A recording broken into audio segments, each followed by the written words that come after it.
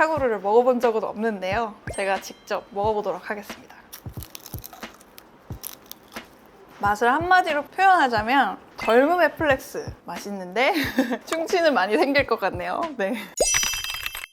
안녕하세요. 소중한 사람에게 가장 좋은 것만 드리고 싶은 마음드림 치과의원 대표원장 이지혜입니다. 자, 오늘은 치과의사인 제가 가장 많이 듣는 질문이자 많은 분들이 궁금해하시는 주제를 가지고 왔는데요. 바로 탕후루입니다. 주변에서 저한테 정말 많이 물어보시는데요. 탕후루 어떻게 생각하시나요? 라고요. 탕후루 2023년을 강타한 국민 간식이죠. 요즘 친구들은 친구들과 놀 때 스케줄이 거의 정해져 있다고 하는데요. 마라탕을 먹고 코인 노래방을 갔다가 바로 이 탕후루를 먹으러 간다고 합니다. 많은 분들에게 즐거움을 주는 간식이기도 하지만 우려의 목소리도 나오고 있습니다. 10대 청소년들의 충치 비율이 올라가고 있다는 기사가 있는가 하면 탕후루 매장들이 줄 폐업하고 있다는 기사들도 화제가 되고 있습니다. 물론 치과의사 입장에서는 걱정스러운 마음이 드는 건 사실이에요. 바로 이 겉면을 둘러싸고 있는 설탕층 때문인데요. 적을 알고 나를 알면 백전백승. 오늘 이 탕후루에 대해 알아보겠습니다. 아직까지 저는 한 번도 탕후루를 먹어본 적은 없는데요. 오늘 한번 제가 직접 먹어보도록 하겠습니다. 잡아서 자, 설탕층으로 되어 있고요.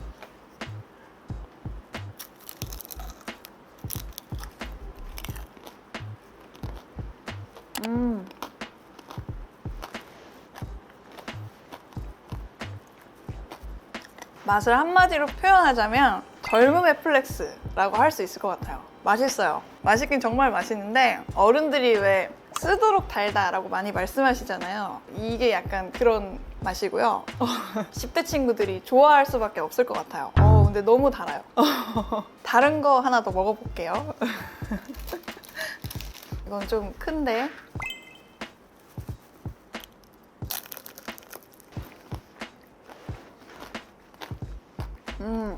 이 맛이 겉바속촉. 겉은 바삭바삭하고 안쪽 과일을 씹을수록 촉촉하게 달달하게 과일 맛이 올라오는 게 맛있는데 충치는 많이 생길 것 같네요. 네.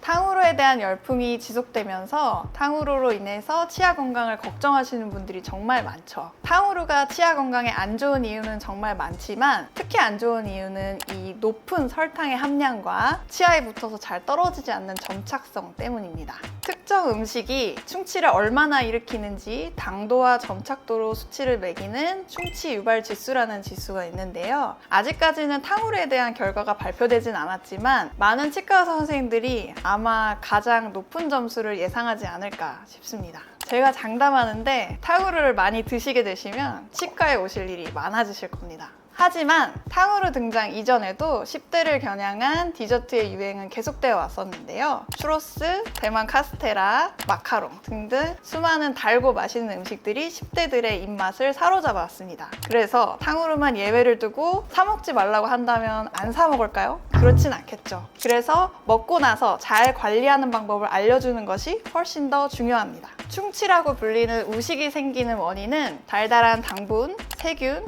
그리고 시간이 모여서 만들어집니다. 물론 다른 다양한 요인들도 있겠지만 먼저는 달달한 당분을 많이 제공하지 않고 달달한 당분을 드셨다면 시간이 오래되지 않도록 잘 관리하는 것이 중요합니다. 그래서 오늘은 이 달달한 것을 드시고 나서 관리하는 방법에 대해서 알려드리겠습니다.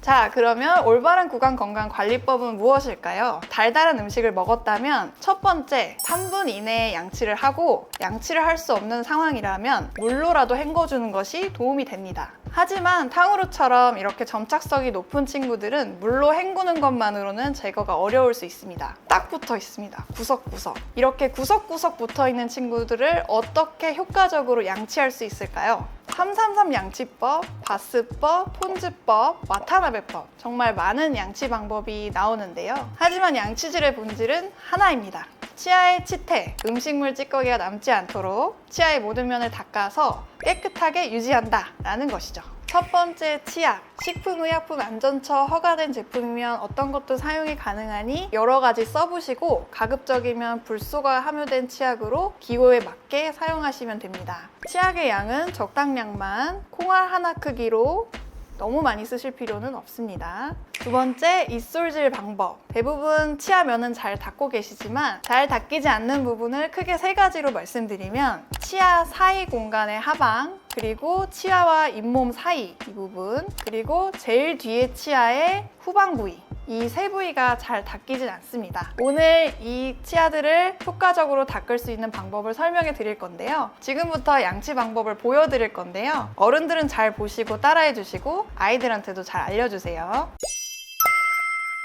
우선은 치아에 씹는 면, 이 씹는 면에 홈이 깊은 경우에는 음식물이 많이 남아있을 수 있는데요. 특히 어린아이들일 경우 이 씹는 면을 많이 신경 써서 닦아주셔야 합니다. 이렇게 최대한 솔이 칫솔 홈 안으로 들어갈 수 있도록 어금니 부위에 맞춰서 반복적으로 진행해 주시고요. 두 번째로 치아 사이 공간에 칫솔모가 잘 들어가기 위해서는 잇몸에 칫솔을 대고 손목을 회전하듯이 사이사이 칫솔모가 잘 들어갈 수 있도록 회전하면서 닦아주세요. 안쪽에서도 잇몸에 넣고 손목을 회전하면서 사이사이에 솔이 잘 들어갈 수 있도록 닦아주세요. 그리고 많이 놓칠 수 있는 부분 중에 하나가 치아와 잇몸 사이 부위, 이 부위에도 음식물이 많이 남아있는데요. 칫솔모를 잇몸과 치아 사이에 두고 살짝 진동을 주시면서 마사지 해주시면 이 사이에 남아있는 음식물 찌꺼기가 제거될 수 있습니다.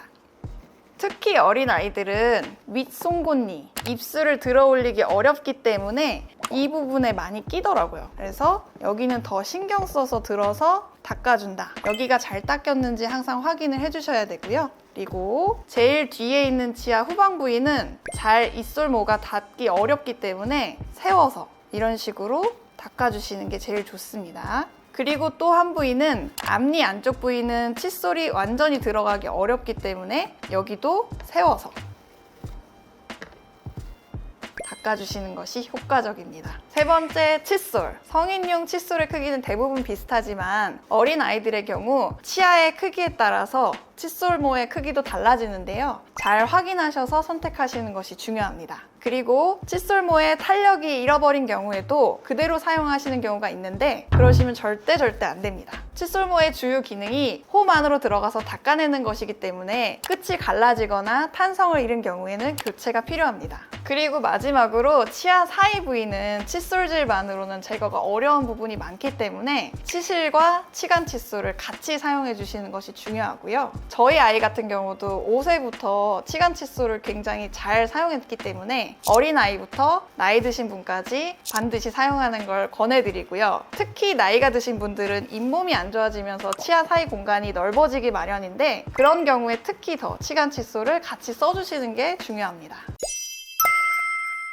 오늘은 인기 간식 탕후루에 대한 내용과 올바른 양치 방법에 대해서 알아봤는데요. 우리는 하루 3번 정도 식사를 합니다. 한 입에 대략 10번 정도 씹으시는데요. 1년이면 20만 번, 100세까지 사신다면 계산이 되지 않겠죠? 그만큼 관리하는 것이 매우 중요합니다. 오늘의 영상 여기서 마치도록 하겠습니다. 주변에 치아 건강에 대해서 궁금해하시는 분들이 있다면 이 영상을 공유해주세요. 큰 도움이 될 수 있을 겁니다. 더 궁금하신 내용이 있다면 댓글로 질문 남겨주세요. 시간 날 때마다 확인하고 답변 달아드리겠습니다. 오늘 영상 유익하셨다면 좋아요, 구독 눌러주시고 다음에 더 좋은 영상으로 돌아오겠습니다. 소중한 당신에게 가장 좋은 것만 드리고 싶은 마음드림치과 대표 원장 이지혜였습니다. 안녕.